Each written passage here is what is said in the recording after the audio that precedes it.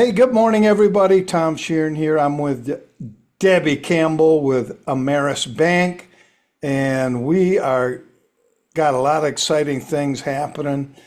Interest rates, mortgage interest rates are heading in a downward trend, and we're going to touch on that and a few other things. But good morning, Debi. Good to have you on today, and appreciate it. And I just checked.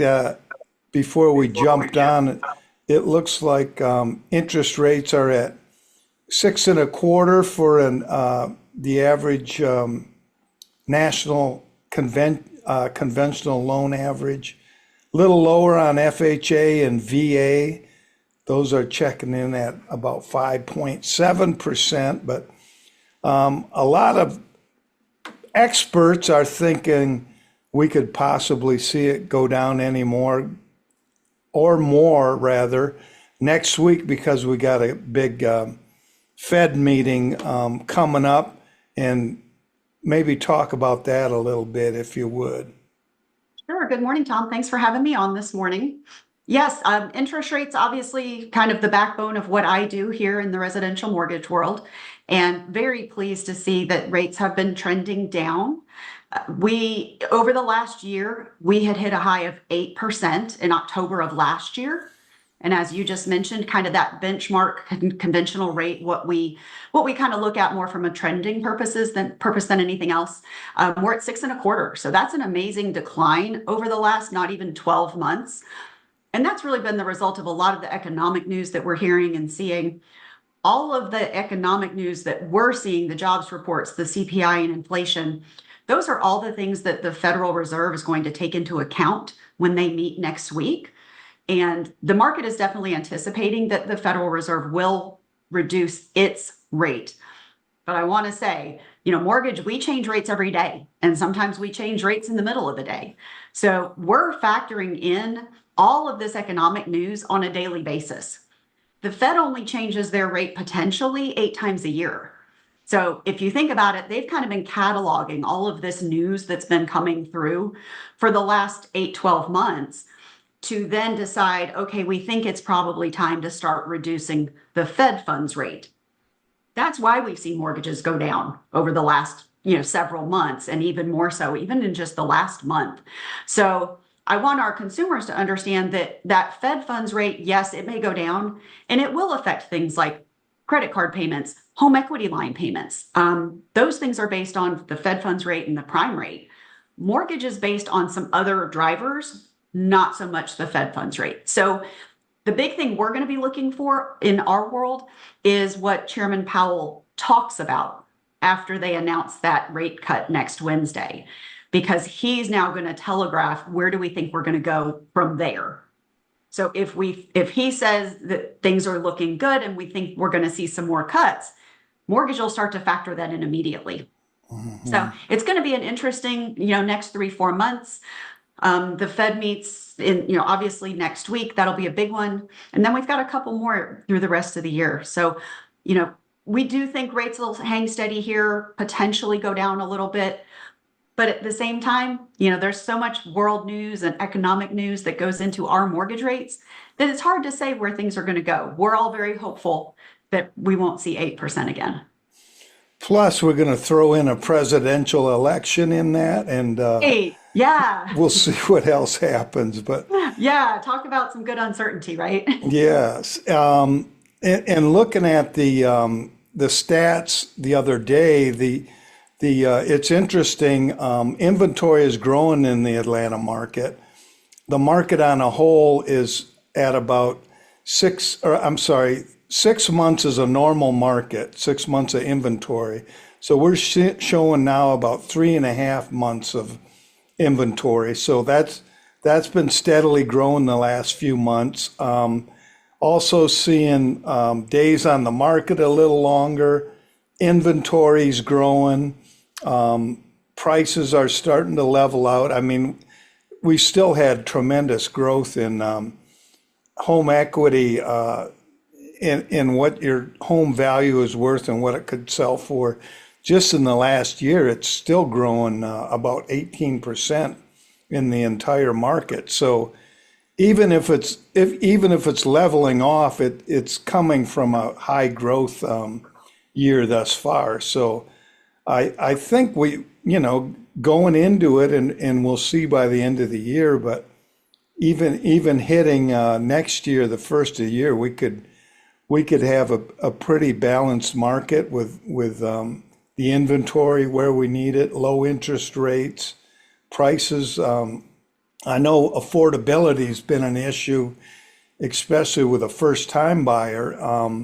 So that might all come into play, and it'll be a perfect time for some of those buyers to get off the fence. And you know, and again, we can touch on it. You've got a couple programs that is geared especially for a first-time buyer with a down payment assistance program. So Yeah, we sure do. We have at Ameris Bank, we have some really fantastic programs, and we really do look out for those first-time home buyers. A first-time home buyer, by the way, is defined as anyone who hasn't been on title to real estate in the last 3 years. So there's a lot of folks out there who maybe had a home 5, 6 years ago, sold it for whatever reason. They are reclassified as a first-time home buyer again. So that's great for people to understand. It's not just you've never owned real estate. So that opens up the opportunity for a lot more people to be considered first-time home buyers. But one program in particular that we have, and it's just fantastic, most down payment assistance programs have an income limit, meaning the borrower or the household cannot earn more than that amount of money. And that takes a lot of people out of the market as far as these down payment assistance programs go. We've got a program that has no income limit, which is just fantastic. The eligibility for the program, in addition to credit score and some other things, it's based on the address of where the borrower lives today. That's also really unique. Most of these programs are based on where the borrower is purchasing. So we can determine at the time of loan application if someone's going to apply or going to be eligible for this program based on their current home address. And they can be renting. They obviously don't have to own. We don't want them to own. We need them to be a first-time home buyer. So they can be renting. They can be living at home with their parents as long as that address is eligible. And again, we determine that at the time of loan application. They can get up to $12,500 of assistance. wow. And what's really cool is it's not necessarily just the people that absolutely need it.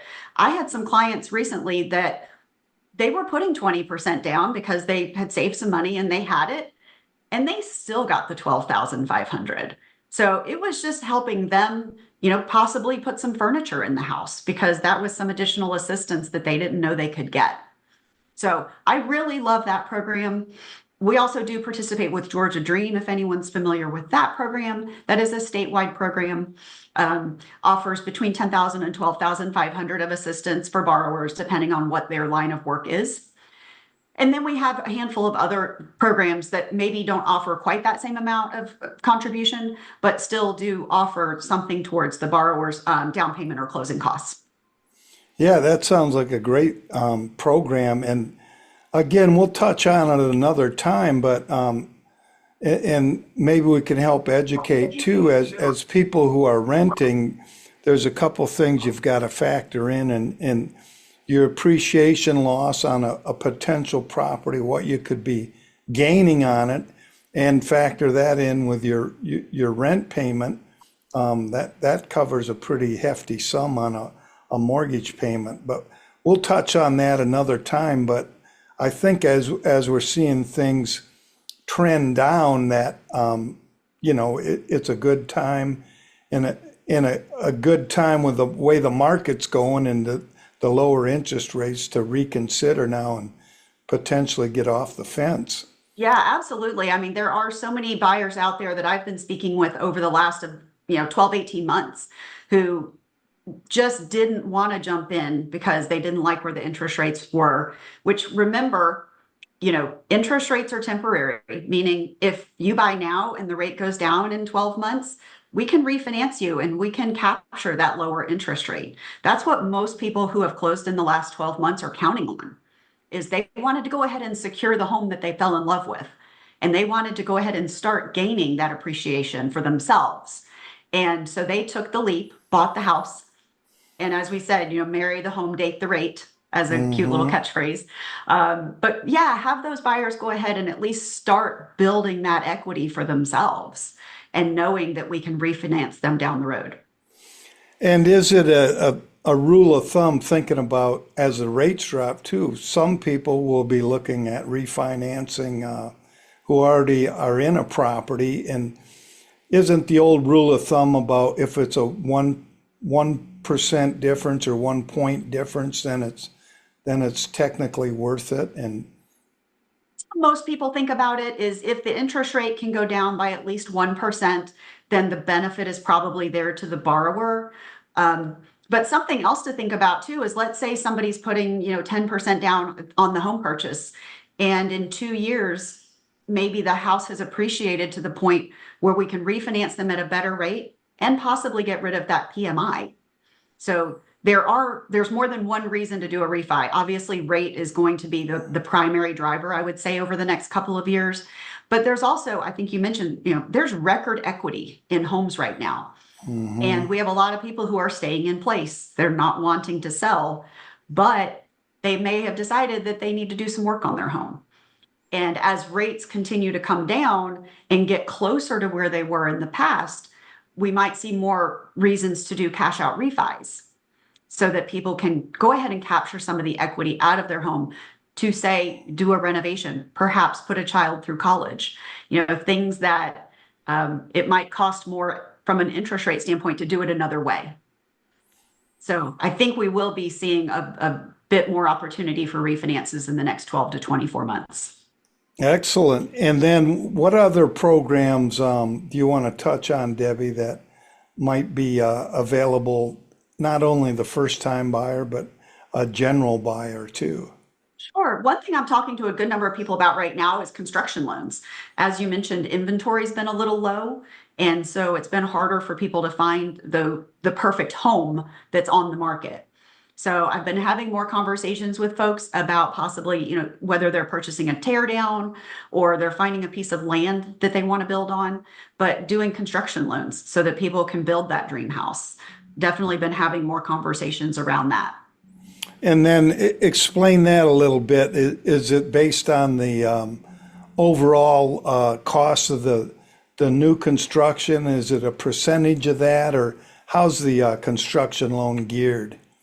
So we still think about it similar to a purchase. So for example, if we're doing a conventional construction loan, conventional meaning the loan amount is less than $766,000, they would need to have a minimum of 10% equity in the project. If they happen to own the land outright, that's part of their equity. So we can take that into account.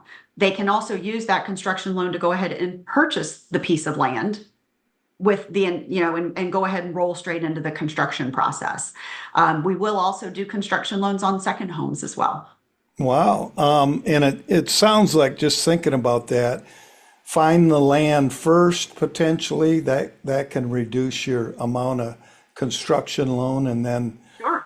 and it's interesting. I've been working with a couple buyers who want new construction. They want acreage, and they can determine what they want in their house then. And it's always an issue, finding the perfect home. It might have this and that, but it's missing this. And a lot of times people feel like they're settling, but with this product, you can, build what you want. You can put it where you want. And you don't have to go too far out, a little more rural. These particular clients I'm working with, we're looking in the Noonan area, but I mean, we found something on 1.8 acres. I mean, it's perfect. And there's things north, Woodstock, there's a lot of Yep. good acreage, and then we can go east into Gwinnett County and beyond. There's a lot of availability. So There that's sure a is. good plan. So Yeah. and anything else? I know before we jumped on, we touched on the FHA product in VA loans. Those are kind of a seldom used loan type out there right now, I want to right? make that for me specifically with my portfolio this year, I just haven't had many FHA or VA buyers. I personally, love both categories. Most of my FHA are first-time home buyers, which are near and dear to my heart. And of course, I love working with veterans. It just so happens I haven't had many opportunities this year for that product, but we do offer them. As a reminder, FHA is the minimum 3.5% down payment. And then a VA loan, those borrowers are eligible for 100% financing. Yeah, and with the FHA, generally you can get in with a little lower credit scores and stuff. You Yeah, not sometimes I call it the more forgiving loan sometimes. We can often get by with perhaps a bit of a lower credit score or maybe a higher debt to income. So the FHA loan can be a very good fit for the right buyer. and now it just changed a couple years ago that you do have to carry the you do have to carry the mortgage insurance for the entire length of the loan on it. That is correct, assuming you put down less FHA. than 10%. If you put down less than 10% at the time of purchase, then that mortgage insurance will stay with you for the life of the loan. But most of my FHA buyers at some point will be looking to do that refinance into a conventional loan when they get to the point where we can remove the PMI. Yeah, and again, the conventional loan, there's 3.5% down products too. And 3%. Yeah, 3% is the minimum for a first-time home buyer, conventional.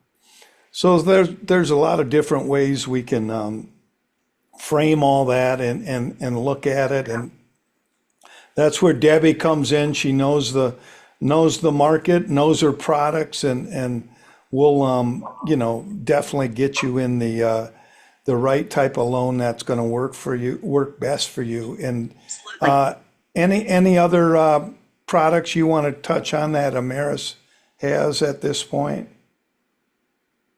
I think we've hit on the ones that I gravitate towards the most.